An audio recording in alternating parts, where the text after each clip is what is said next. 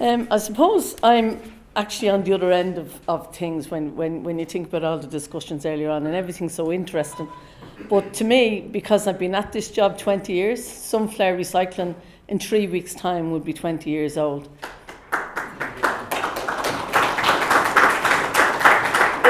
It was the first waste management project, community-based in Ireland. We have a network of organisations now, 17 communities recyclers, which is great, and that's expanding slowly. But when I look at the changes, when I look at this company, the way it's set up, we actually had more supports then than we do now. So when I'm listening to all of this, I'm kind of going, well, where do we fit in that? How are we going to be part of that? We want to be part of that, because listening to the speakers talking about, well, the ideas and activities and things you need people to be doing to be getting involved, that's the stuff we do. We've been doing that. Like, Sunflower Recycling is a company that does business recycling, paper, cardboard cans from offices in and around the inner city. When we started this business up, people thought we were mad. They just thought we were mad. Nobody's going to pay you to do that. How the hell are you going to make it work? Because we were the first. We got in there, we proved the case. Then 12 years ago, we set up a furniture recycling project called Busy Bees, which is part of Sunflower. And in that way, we were able to actually influence people in their homes, both by buying really good reused products, but also by giving out stuff rather than throwing it away. And that's a really, really innovative project, because it does a lot of upcycling, which would be taking an old piece of furniture that may be still a very beautiful piece of furniture. You might get an artist to work on it, which we've done some really fantastic stuff with local artists. Or you could be just training people working in a CE project how to paint with different colours and using different surfaces. So that project is a really imaginative and innovative project, but we can't get it to pay. We cannot get it to pay. That project will be gone by February next year unless we can come up with another way to run this thing.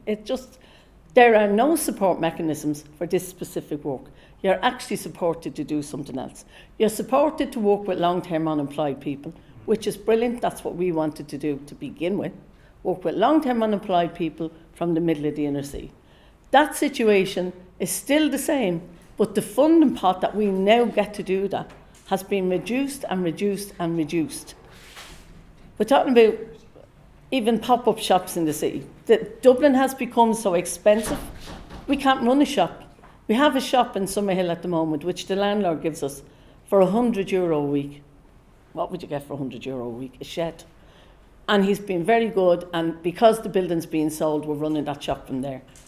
None of the community reuse network projects actually can run a store to sell their goods, or even to do the repair of their goods, because it's so expensive. And nobody sees it as their role. The EPA, the councils, the department, they don't see it as their role to support this work.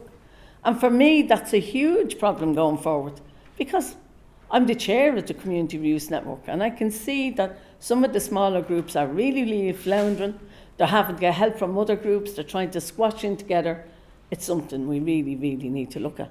And it's like, how can we involve ourselves in the bigger picture if our little picture is being decreased day by day?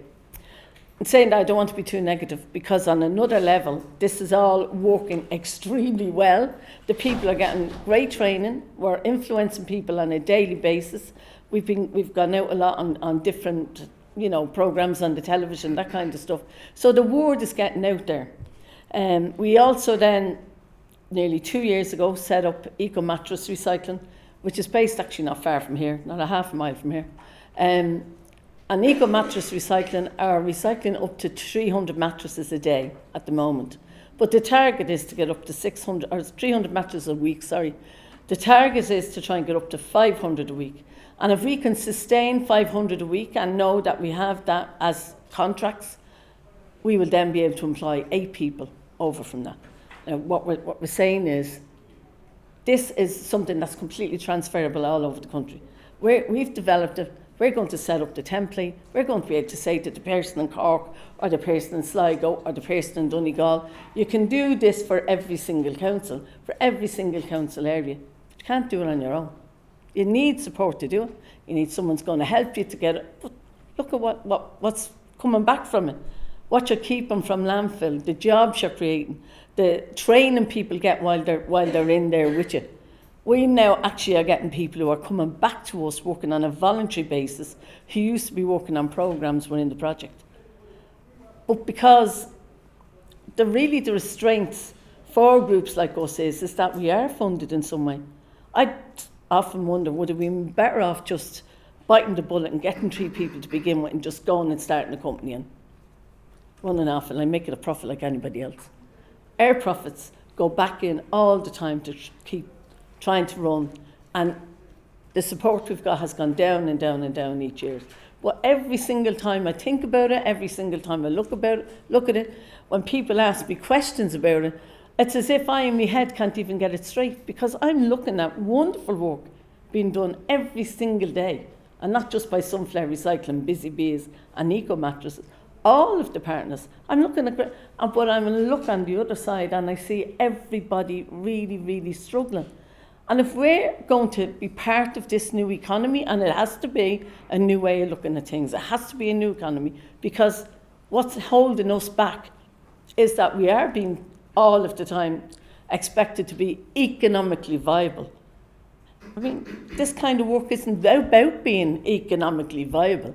Do you know what I mean? Is the hospital economically viable? Is the school economically viable? No, it's not. So why would anybody expect us to be economically viable? Do you know, I can't understand that now we actually have a government, and for several years, who just don't seem to get it. That these businesses could be the job creation. The job creation they keep talking about is under their nose if they'd only support it to do the work it's doing. Now, I mean, I think it's great when people start talking about new theories, better way, and particularly the whole thing of not relating everything back to the economic, because that's been driving me mad all my life. I can't understand it, you know. And maybe, I mean, I'm old-fashioned, I'm an old-fashioned person, but I can't. And I think it's become more and more frustrating from a day-to-day basis, from a year-to-year basis. Every time you're either told, oh no, you're not for profit. I say, no, we're not for profit. How could I be not for profit when I make a profit? I just know where I spend my profit. There is no problem making a profit. It's not a dirty word. It's only a dirty word if you're not using that in the proper way, if you're not putting that profit back into the community where you're based and working with the people you're working with. That's where your profit needs to be going. So profit is a dirty word, just doesn't cope with me.